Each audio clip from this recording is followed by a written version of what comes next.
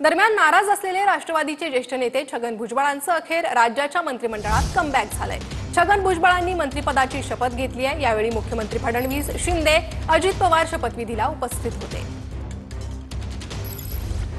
मी छगन चंद्रकांत भुजबळ। राष्ट्रवादी काँग्रेसच्या छगन भुजबळांनी मंत्रिपदाची शपथ घेतली आहे। कायद्याद्वारे स्थापित झाले आहे अशा भारताच्या संविधानाबद्दल मी खरी श्रद्धा व निष्ठा बाळगेन। फडणवीसांच्या कॅबिनेटमध्ये भुजबळांना अन्न आणि नागरी पुरवठा हे खातं मिळण्याची शक्यता आहे। संतोष देशमुख प्रकरणात आरोप झाल्यानंतर धनंजय मुंडे यांनी या पदाचा राजीनामा दिला होता। तेव्हापासून ही जागा रिक्त होती। त्या जागेवर अखेर छगन भुजबळांची वर्णी लागली आहे। याआधी मंत्रिमंडळात स्थान न मिळाल्यानं भुजबळ नाराज होते। जहां नहीं चैना वहां नहीं रहना असं म्हणत त्यांनी नाराजी बोलूनही दाखवली होती। पण आता मंत्रिपद मिळाल्यानं त्यांची नाराजी दूर झाली आहे। पक्षात राहून संघर्ष होणार की पक्षाच्या बाहेर? मग ते आता सगळ्यांना विचारून करीन।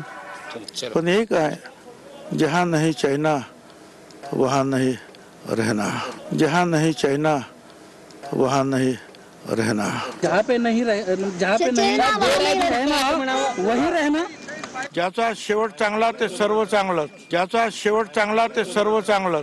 चला, भुजबळ साहेब काय कुठे नाराज होते अशातला काय भाग नाही।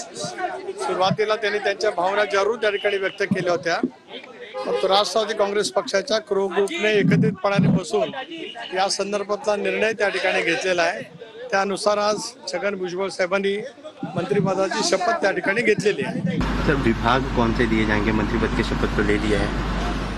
नहीं, उनके अभी तो विभाग मुख्यमंत्री जी दे देंगे। मुख्यमंत्री का अधिकार है वो मुख्यमंत्री जी का, और भुजबल जी अच्छा काम करेंगे।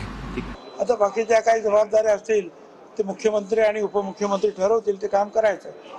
1991 पासून जे आज शपथ घेतो आहे, मंत्रिपद येत आहे, जात आहे, अनेक खाती सांभाळलेली आहेत। असं जे काही खातं मला मिळेल त्याप्रमाणे आपण निश्चितपणे काम करू। भुजबळांच्या शपथविधीनंतर त्यांच्या समर्थकांनी राज्यातल्या विविध ठिकाणी जल्लोष केलाय।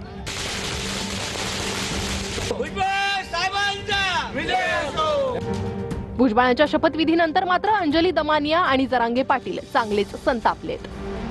आज जेव्हा भुजबळ मंत्रिमंडळाची मंत्री म्हणून शपथ घेत आहेत असं कळलं तर खूप अस्वस्थ वाटलं। मला खूप राग आला की असं का आहे की राजकारणात एक भ्रष्ट मंत्री गेला तर त्याच्याऐवजी दुसरा भ्रष्ट मंत्री आपल्या डोक्यावर थोपवला जातोय। काय नाईलाज आहे की तुम्हाला अशाच माणसाला पुन्हा मंत्री म्हणून घ्यायचंय। 2.5 वर्ष जेलमध्ये राहून आलेले छगन भुजबळ तुम्ही आमच्या डोक्यावर थोपताय। मला तर कळत नाही या राजकारणाला म्हणायचं काय। आता किळसवाणी झालं एवढंच म्हणावंसं वाटतं। मराठा समाजाला आशा आहे हैदराबाद गॅझेट लागू होईल, सगळ्या सोयरीची अंमलबजावणी होईल, आणि हा माणूस मात्र जातीवादानं खूप बरबाडलेला आहे आणि याला घेतलंय म्हणजे मराठ्यांची नाराजीचा फटका 100% अजितदादांना आता भोगावी लागणार आहे। कारण मराठ्यांची ही नाराजीची लाट आता उसळणार आहे। 29 ऑगस्टला तर आम्ही दाखवणारच हिसका।